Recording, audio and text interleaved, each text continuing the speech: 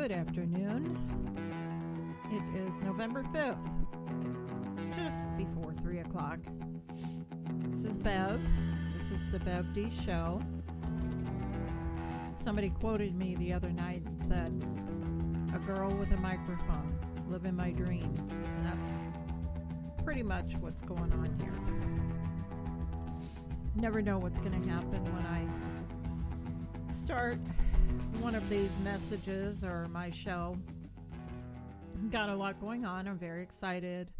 I'm sending over my children's book to the printer today. I'll meet with them on Monday and check out the proof next week. And hopefully I can get this wrapped up so we can get some of those books into the hands of kids just in time for Christmas. Very exciting time. It's a beautiful day. I have been doing a little cleanup outside and been doing that this week. I live in just a whole mess of old trees, so there's just constantly leaves falling. As soon as we get them cleaned up, there they are again. I guess that's why they call it fall. The other day I was out and I was trying to clean up the garden. It's like a path kind of thing that runs along the side of my house. And there was a rose bush there, or still is. There is a rose bush there. And someone gave it to me years ago, a dear friend, when I first moved here. I guess I've been here about 8 years, over 8 years. And it was the sweetest little pale pink bush. And every year it would put out these teeny tiny little sweetheart, really just like a blush pink rose. And it's done that for years. And this is a really strange little garden, I gotta say. One year when I first moved here, it was like maybe the second or third year, just out of nowhere, little plants, strawberry plants started growing. They actually produced fruit. They were good. And then winter came and went, and of course, that was it. I never planted any more there, but I have no idea how they got there, why they were there, but it was kind of fun.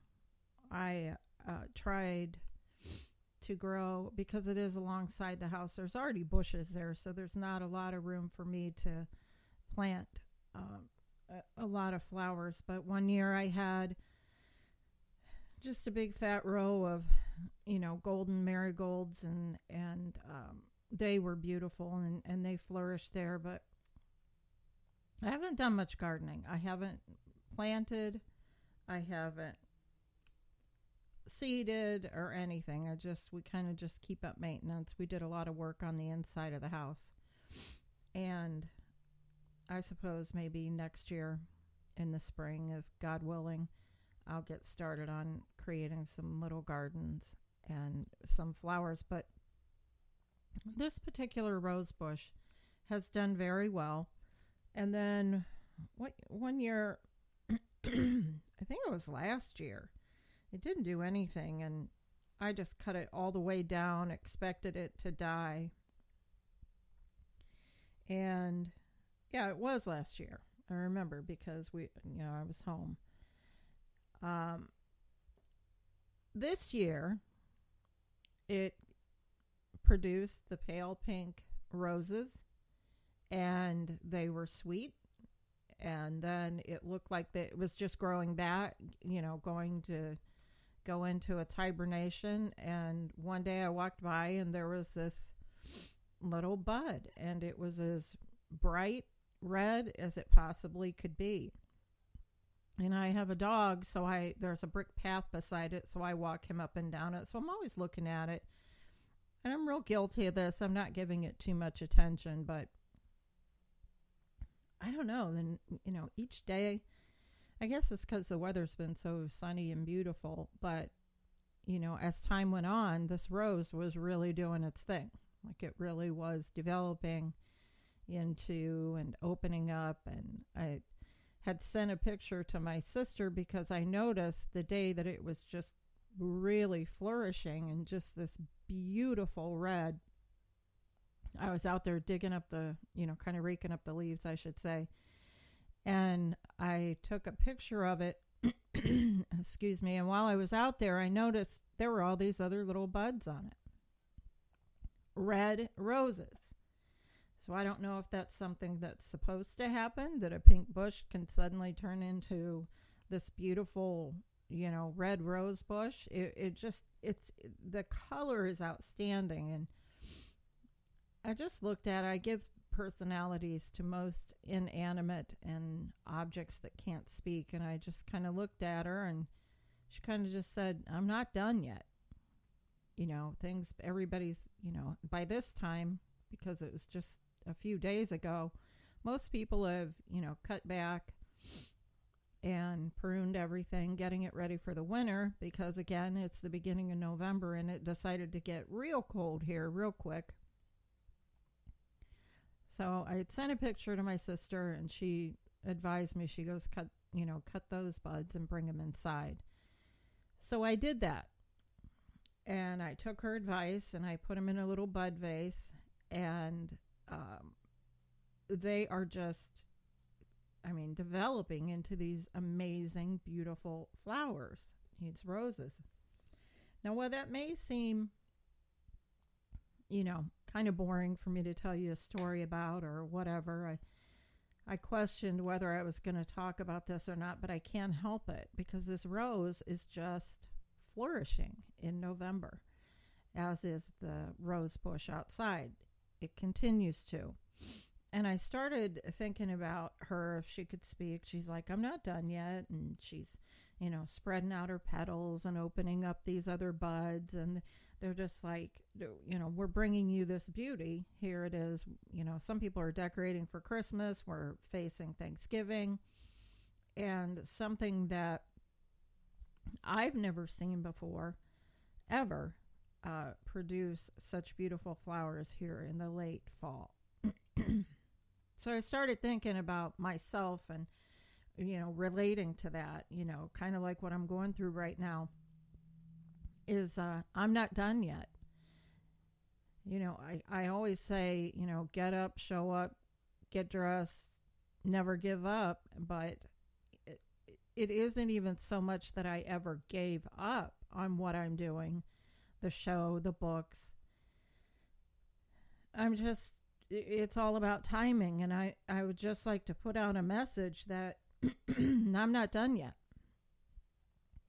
And I read something the other day. I can't think who was talking about it, but they said their November 1st is what they call Happy New Year. I wish I could think, because I follow so many people that inspire me. And they said, don't wait till January. And I loved that, because we, here in November, next year this and next year that. I'm sorry, I don't know why.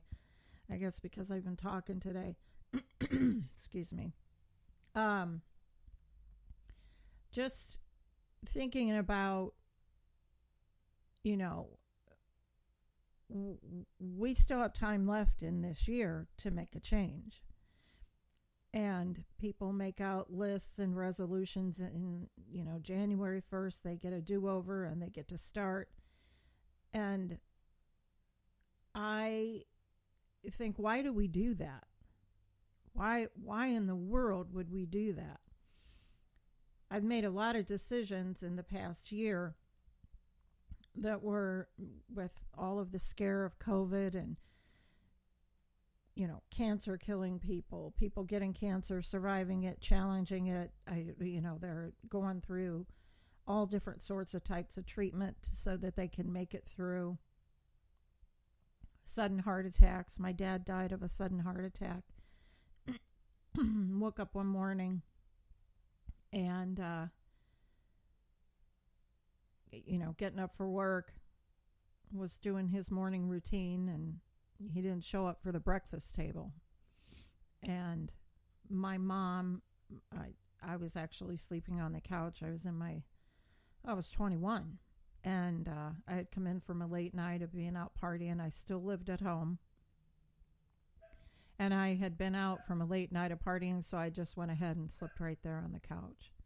And I woke up to the sounds of my mom screaming and, my dad's name. And she was crying, hysterical. And, the rest is history. I ran to the phone. I called my brothers. I called the ambulance. You just go into this autopilot mode. And I'll never forget. And for me, that was a very early age to have something like that happen. And I'll never forget it because it it happened so sudden. It was my dad. I lived at home, and it just was really tragic. And we're coming up on that date, here in November. If you can hear Tanner, that's who that is. That's my dog. I shut the door. I hope it's not coming through. If he sees anything, a leaf blowing, which I told you we have many, anybody walking in their yard, any delivery truck, he loves to interrupt. So my point is that I know that people can die from anything, but, getting hit by a bus, a car, or an accident, it's terrible. I mean, we just don't know our number and when it's going to be up. And so the point is making any day, I always say every day is my birthday, but when we look at big celebrations like, New Year, it is the start of something new. It's new beginnings, and you get a fresh start, and it's something that, becomes this worldwide celebration of the new year. And I thought, that's fine. I understand that. But if we are looking at the tail end of the year, well, I'll start my diet next year, or I'll, you have a wish list of things that you want to do. I can start planning for that next year. Why wait? And when I opened this up and I started talking about, the recent, like last year, we had an additional thing come to us besides heart attack, cancer, and getting hit by a bus. We had a thing called COVID. And there were people in my life that got very sick and almost died. And there also are people that I know that people near and dear to their heart died from COVID. So it's just in addition to, but it brings death right to our front door. And in so many ways, there are people that still struggle from effects of COVID and when they had it. And there are people that once they get cancer, even though they survived it, there's always that little bit of fear that it might come back. And so I'll ask you what I asked myself: what are you waiting for? Because just because I feel great doesn't mean that something can't happen. And when I'm looking at death's door, or if I am very sick in the hospital, I don't want to be saying, gosh, I wish I would have done that. And that is what today's message is about, is that Rose, kind of pushing and saying, I'm not done yet. Kind of get that mentality. I'm not done yet. I got things I want to do. It's almost like living your life or pretending like you already have that issue. That I'm not disrespecting any disease, but it's foolish of me to think that something like that can't happen to me. And the last thing I want is to be in a situation where I'm in a dead-end job, I've hit my ceiling, I'm there for just the money, but I'm not fulfilled. There's an opportunity here for people to be fulfilled. And the best way to get out of a rut, to move in baby steps out of depression, is to do something. Don't talk about it. You can make a list, but check off that list. You can think about and dream about what you're doing, but sometimes the big picture is too big, and you have to take steps to get there. There's a